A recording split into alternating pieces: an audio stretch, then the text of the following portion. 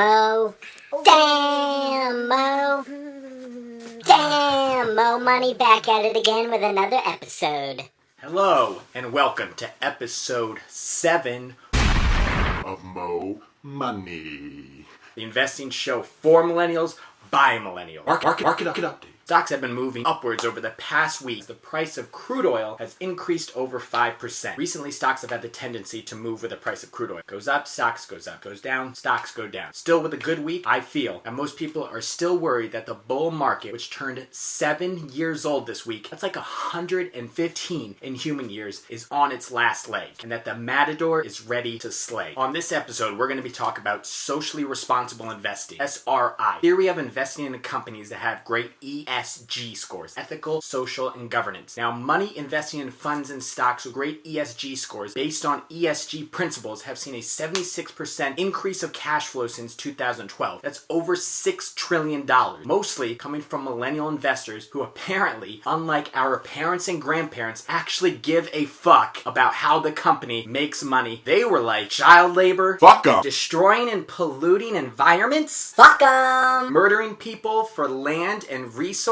Fuck 'em. So before I start speaking of companies and funds that have a high moral standard and care about sustainability, I'm going to do one of my favorite things ever. Shitting on fucking shitty people and companies that I hate. Let's go! Now, I have compiled a list of 12 companies. Satan's shitty, disgraceful, debaucherous, dirty dozen. Let's start with number 1. We all know them. Goldman Sachs, the company that created the derivative mortgage-backed security products that caused the recession. They lied and then labeled them as investment grade, sold them to their customers, were in bed with the government, and they got the government to bail them out. Nice job. Next up, Monsanto, the company who in the 1960s helped create Agent Orange, used in totally super successful and morally justifiable Vietnam War. Now they spend their time bankrupting farmers with lawsuits, buying their cheap land and growing their GMO shit. Halliburton, former Vice President Dickhead Cheney was the former CEO of this shit company. He took full advantage of the U.S. being in Iraq and set up shop and take advantage of Iraq's vast oil fields, all under the protection of the U.S. Army. Sweet deal. Fourth company, SeaWorld. SeaWorld? More like Sea Pool. These beautiful animals are forced to live in these small cages and treated like shit. You've all seen the documentary Blackfish. You know what's going on. Next up, number 5, Corrections Corporation. They make money by gaining government contracts, aka taxpayer money, and then use forced manual labor, aka slavery, to make shit and call it a rehabilitation method. Next up, we have Geo Group, another for-profit prison who has had many cases of teen abuse and torture, as well as really benefiting from the USA's war on immigration and the war on drugs. Nice going. Number 7, we have Philip Morris, also known as Altria Group, the large wine and tobacco company. They have an awesome history of targeting young kids to start smoking their cancer stick. Also cases of child labor and political bribery. Next up, we have Pfizer, known for extreme price gouging, worse than Martin Shkreli. Also bribing doctors, preventing generic drugs from being developed. First of all, they're merging with the Irish company Allergen to avoid paying the high U.S. corporate tax rate. Next up, we have Nestle, but they're lawful for their cases of pollution, slavery, child labor, endangering and monopolizing water supplies, mislabeling, and other unethical measures. Number 10, Chevron. Don't know where to start with them. Shithole company has decades of cases of damaging and destroying environments. Most notably, they have dumped 18 billion gallons of toxic waste into the Amazon forest. That thing is fucking huge, so who gives a shit, right? Number 11, Lockheed Martin, one of the largest beneficiary of government contracts, part of the military-industrial complex. They make fighter jets and shit, so they did really awesome during the Iraq War. Now with us going to fight ISIS, the stock has slowly been inching up. Number 12, Smith & Wesson. Now, I have no problem with gun owners or people owning guns, but this stock usually flies up after a mass shooting, a terrorist attacks, and talks of the USA going to war. Personally, I don't want to be profiting off of shit like that, but if you do, buy it. Now, I'm not saying don't invest in those companies. I'm sure as hell not saying that you won't make money investing in those companies. I'm just saying that if you invested them, you're really no better than the shitty company itself. Like guilty by association. Now we talk about ESG principles. Stocks and funds that you can invest in that will allow you to rest your head easy at night knowing you're making money and at the same time that you're not helping fund some immorally bankrupt company. Now, let's break down the principles of ESG. Letter of the day.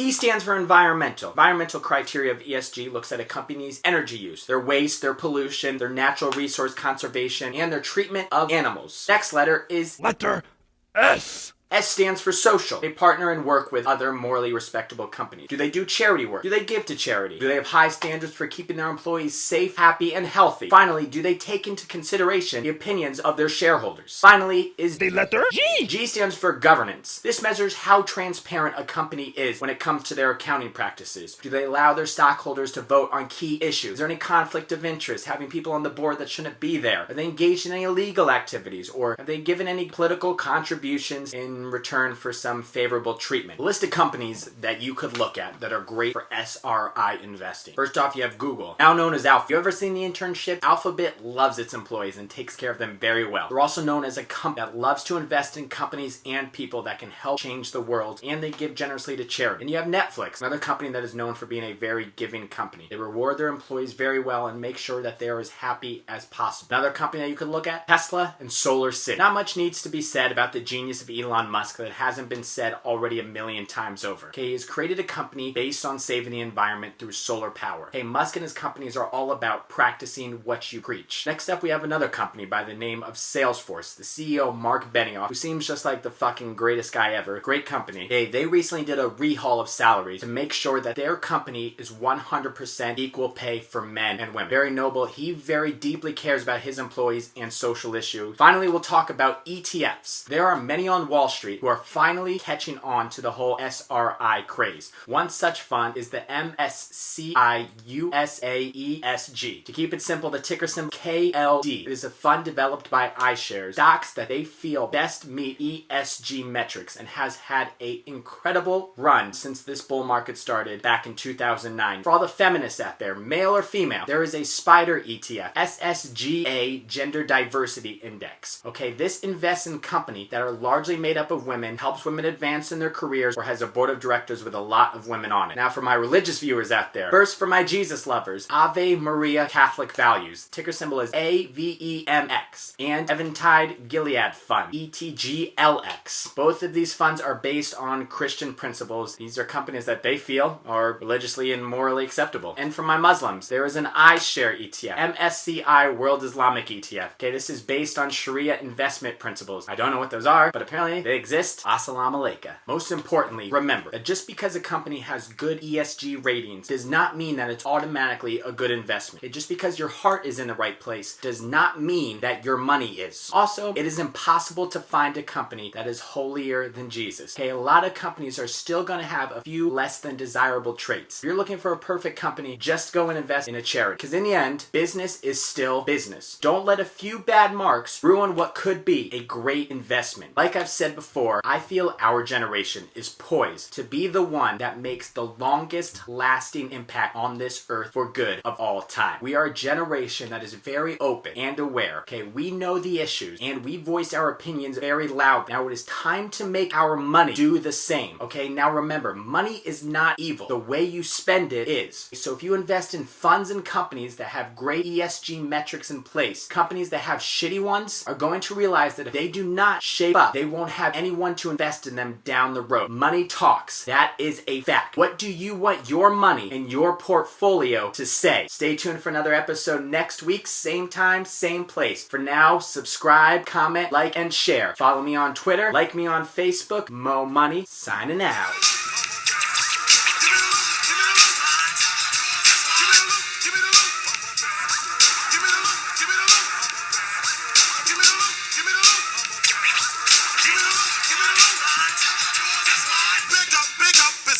Stick up, and I'm shooting niggas quick if you hiccup. Don't let me throw my clip up in your back and headpiece. The opposite of peace, sending mom Duke a reef. You're talking to the robbery expert. Step into your